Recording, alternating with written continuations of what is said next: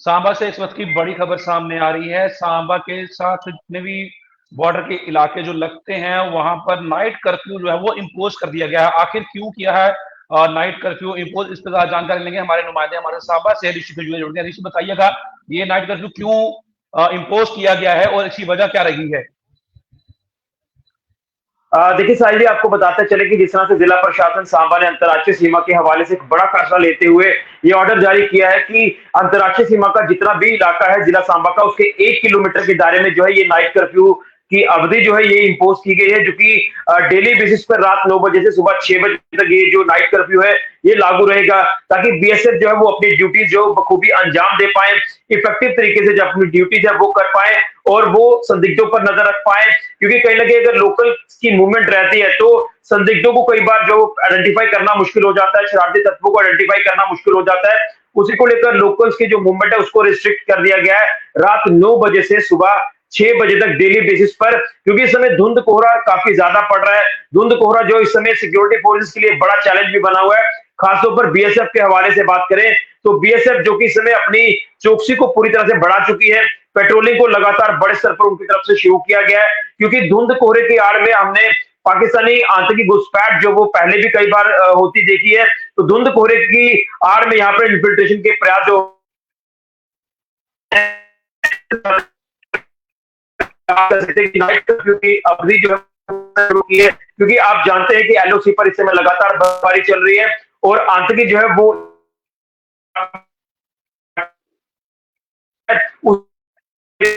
ये तमाम गतिविधियां को मिल रही है। जो प्रशासन ने एक बड़ा इंपॉर्टेंट फैसला जो है ये लिया है सिक्योरिटी को ध्यान में रखते हुए। और इसी के साथ साथ ये भी आपको बताना चाहता हूं कि अगर मान लीजिए कि कर्फ्यू के दौरान किसी को कोई इमरजेंसी आ जाती है, किसी को बड़ा जरूरी काम आ जाता है, तो उनको क्या करना है कि अपना आईडी कार्ड जो है वो बीएसएफ के जो जवान होंगे उनको चेक कराना है, पुलिस पर्सन होंगे उनको चेक कराना है, यानी सिक्योरिटी फोर्सेस के जवान जो अलग अलग जगहों पर तैनात होंगे उनको अपनी आइडेंटिटी आपने बतानी है, तो आप अपने काम के लिए आगे बढ़ सकते हैं। तो मुझे लगता है कि बीएसएफ ने जो है प्रशासन के साथ मीटिंग की थी इसको लेकर, और उसके बाद जो है ये प्रशासन ने एक बड़ा फैसला लिया ताकि किसी तरह की कोई खलल बाधा जो है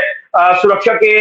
हवाले से देखें तो उसमें कोई चूक ना हो जाए, सुरक्षा बनी रहे। और हमारा 26 जनवरी जो कि एक बड़ा नेशनल इवेंट आने वाला है, और उसी के साथ साथ जिस तरह से ये खबर भी सामने आई थी कि गृह मंत्री अमित शाह जी का जो जम्मू कश्मीर का दौरा है उसको देखते हुए भी ये जो सुरक्षा बढ़ाई गई है। हालांकि अभी तो जो दौरा है उनका वो पोस्टपोन हो गया या कैंसिल हो गया है, लेकिन अब उसको लेकर क्या चीजें सामने आती है वेट करना होगा। लेकिन 26 जनवरी एक बड़ा इवेंट है, और उसी के साथ साथ अयोध्या में 22 जनवरी को जो प्राण प्रतिष्ठा कार्यक्रम है उसको लेकर भी इस समय जो सिक्योरिटी है वो पूरे देश में जो वो बढ़ाई गई है। तो बड़ा इंपॉर्टेंट है कि बॉर्डर्स हमारे सुरक्षित रहें, बॉर्डर्स पर किसी तरह की कोई आतंकी घुसपैठ ना हो जाए, आतंकी गतिविधि ना हो जाए, इनको देखते हुए। और उसी के साथ ड्रोन और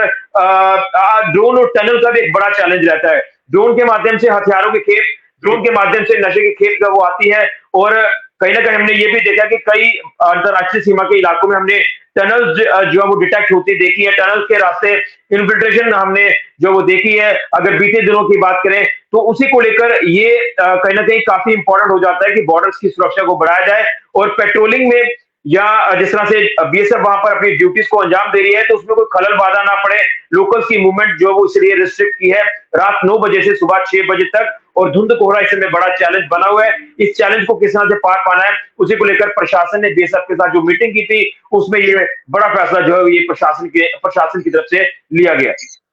जी बिल्कुल ऋषि, एक बड़ा फैसला लिया गया है जिस तरह से नाइट कर्फ्यू इम्पोज किया गया है। तो जो आईडी कार्ड्स का आपने जिक्र किया है वो आईडी कार्ड्स क्या होंगे? वो कोई स्पेशल आईडी कार्ड्स जो है वो उस इलाके में रहने वाले लोगों के लिए बनाए जाएंगे, या फिर इनके अपने जो आईडी कार्ड्स हैं जैसे वोटर आईडी कार्ड होता है अपना, या अपने कोई आईडी कार्ड कुछ अलग से बनते हो वो इनके पास रहेंगे वो, या फिर ये बीएसएफ कैंप में जाके अपना कोई आईडी कार्ड जो है वो बनवाएंगे? देखिए इतनी हार्ड तरीके से जो ये रिस्ट्रिक्शन ये लागू नहीं है, ये लोगों को भी सहयोग करना। और इसमें जो आईडी कार्ड का आप जिक्र कर रहे हैं ये स्पेशली कोई कार्ड आपको अवेलेबल नहीं होंगे, ये आपका वोटर आईडी, आधार कार्ड, इस तरह से जो चीजें हैं वो आपकी रहेंगी। इसमें आपका ड्राइविंग लाइसेंस भी जो वो काम करेगा। तो ये तमाम चीजें हैं, ये चीजें आपने जो है वो उनको शो करनी है, उसके बाद अपने काम के लिए जा सकते हैं। लेकिन बड़ा जरूरी है इसमें लोगों का कि लोग इसमें सहयोग करें। हमने कई बार अक्सर देखा है कि लोग जो वो कई बार बहस पर आ जाते हैं, आर्गुमेंट्स करना शुरू कर देते हैं, हम तो लोकल्स हैं, हमें यहाँ से आगे जाने दिया जाए। देखिए हमने ग्राउंड पर जाकर पिछले साल भी जब धुंध कोहरा एक बड़ा चैलेंज बना था, तो हमने रात के अंधेरे में जाकर वहां पर ये देखा था कि जब नाइट कर्फ्यू की अवधि शुरू की गई थी, तो हमने देखा था कि कैसे लोग जो वो घरों से बाहर आ रहे हैं, नहीं आ रहे हैं, लोग किस तरह से सहयोग कर रहे हैं। वहां पर जो तमाम पुलिस अधिकारी, बीएसएफ के अधिकारी जो दिन रात के समय में ठंड में यहाँ पर अपनी ड्यूटीज को अंजाम दे रहे हैं, उनका ताबुन करना बड़ा जरूरी हो जाता है। देखिए वो हमारी ही सुरक्षा कर रहे हैं, देश की सुरक्षा कर रहे हैं, और हमारा अगर इतना सा सहयोग देना बनता है तो हमें देना भी चाहिए, ताकि हमारी आंतरिक सुरक्षा और जो है या अंतर्राष्ट्रीय सीमा की जो सुरक्षा है वो बनी रहे, उसमें कोई चूक ना हो, कोई उसमें खलल बाधा, जो नेफीरियस डिजाइन आप कह सकते हैं कि वो उसमें कामयाब ना हो जाए। नेफीरियस डिजाइन को विफल करने के लिए ये फैसला जो है ये प्रशासन ने लिया है, और मुझे लगता है कि एक वेलकम स्टेप जो है ये प्रशासन का माना जा रहा है। तो क्या लगता है कि ये स्टेप जिस तरह से प्रशासन की तरफ से उठाया गया है, तो इसका जो एक मैसेज है वो उस पार बैठे लोगों को क्या जाएगा? और जिस तरह से हमेशा नापाक हरकतों को अंजाम देने की कोशिश करता रहता है पाकिस्तान, तो उसके लिए ये कितना बड़ा मैसेज जाएगा? देखिए मैं आपको बताना चाहता हूं कि पाकिस्तान ने जब जब इस तरह की कोई काराना हरकत को अंजाम देने की कोशिश की है, पाकिस्तान को मुंह वक्त पर दिया गया है। अक्सर देखा कि धुंध कोहरा हो या जैसी भी परिस्थितियां हो, तो उसमें कहीं ना कहीं पाकिस्तान की हमेशा से ये फिराक रही है कि आतंकी घुसपैठ यहाँ से कराई जाए। लेकिन ये सीधा संदेश है उस पार बैठे लॉन्च पैड्स पर आतंकी को कि अगर आप एक कदम आगे बढ़ाएंगे तो हम यहाँ से 10 कदम आगे जाकर आपको मुंह तोड़ जवाब देंगे। और इस समय आप देख रहे हैं कि हमारी जो सेना है, बीएसएफ है, उन्होंने इस समय अत्याधुनिक जो हथियार है वो अपने बेड़े में इस समय जो वो रखे हुए हैं, और अगर जरूरत पड़ेगी तो उन अत्याधुनिक हथियारों का इस्तेमाल कर पाकिस्तान को मुंह तोड़ जवाब दिया जाएगा। हमने आपको याद होगा कि जब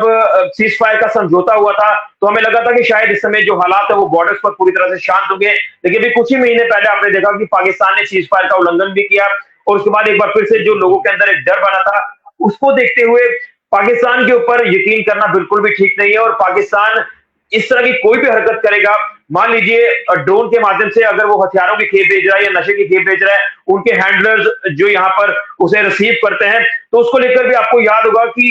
DGP Jammu Kashmir police R Swain, जिन्होंने एक बड़ा बयान दिया था कि अब जो है इस तरह की जो तत्व अगर पुलिस की गिरफ्त में आ गए तो उनको थर्ड जो है वो जेल की सलाखों के पीछे भेजा जाएगा, उन्हें बख्शा नहीं जाएगा। ये बड़ा बयान उन्होंने पहले ही जारी कर दिया है। तो अभी तक परिस्थितियां फिलहाल अंतर्राष्ट्रीय सीमा पर ठीक है, लेकिन पाकिस्तान जो कभी भी पीठ के पीछे आगे वार कर सकता है, वो आतंकी घुसपैठ करा सकता है। इन्हीं तमाम चीजों को ध्यान में रखकर बीएसएफ ने जो है ये प्रशासन से गुजारिश की थी, इसको लेकर संज्ञान लिया जाए, क्योंकि प्रशासन द्वारा जो ऑर्डर जारी किया जाता है उसको जो है वो पूरे लोगों को देखना है, सहयोग करना है। उसी को लेकर बीएसएफ और प्रशासन की मीटिंग में ये बड़ा फैसला लिया गया और इस नाइट कर्फ्यू को शुरू किया गया। तो सीमा पार पाकिस्तान को ये कड़ा संदेश है कि सुधर जाए, नहीं तो आपको बख्शा नहीं जाएगा, आपको मुंह तोड़ जवाब जो है वो वक्त वक्त पर दिया जाएगा, आप कोई भी ऐसी काराना हरकत करने की कोशिश करेगा। एक आखिरी सवाल ऋषि जी, मुझे सिर्फ ये पूछना है अब कि, और अपने व्यूअर्स तक भी ये बात पहुंचानी है कि ये जिस तरह से नाइट कर्फ्यू जो है इम्पोज किया गया है, इसकी अवधि क्या रखी गई है? जैसे शाम को 9 बजे शुरू होगा और सुबह 6 बजे तक ये रहेगा, पर कितने दिनों के लिए इसको रखा गया है? क्या वो कोई डेट निर्धारित की गई है कि इसको कब खत्म किया जाएगा? देखिए जब तक ये पूरा सर्दी का मौसम रहता है तब तक ये जो ऑर्डर है ये इंप्लीमेंट होगा, और ये ऑर्डर पहली बार जारी नहीं किया गया। इससे पहले भी जब इस तरह से सर्दी एक बड़ा चैलेंज बन जाती है तो उसमें ये ऑर्डर जो प्रशासन की तरफ से जारी किया जाता है, ना सिर्फ इस मौसम को लेकर बल्कि जब अगर देखें तो वक्त वक्त पर जरूरत पड़ी है कि बीएसएफ का ताबुन किया जाए, बीएसएफ का सहयोग किया जाए और इस तरह के ऑर्डर जो वो जारी किए जाए। तो 2 महीने की अवधि तो जो फिलहाल रहनी ही रहनी है, उसके बाद इस ऑर्डर में क्या कुछ तब्दीलियां आती हैं, क्या कुछ चेंजेस आती हैं, वो भी लोगों को जो है वो इन्फॉर्म कर दिया जाएगा। वो चाहे प्रशासन अपने सोशल मीडिया हैंडल से करेगा या हम तक जो अभी अपडेट पहुंचेगी वो आपके माध्यम से हम आगे पहुंचाने की कोशिश करेंगे। धन्यवाद पूरी जानकारी साझा करने की। जिस तरह से हमारे नुमाइंदे हमारे सांबा से ऋषि जुड़े हुए थे, जिन्होंने पूरी जानकारी साझा की, जिस तरीके से नाइट कर्फ्यू तो इम्पोज किया गया है वहां पर, और वहां पर जो लोकल लोग हैं उनको भी अब सहयोग करना बहुत जरूरी है। फिलहाल इस अपडेट में इतना ही, दीजिए इजाजत, नमस्कार।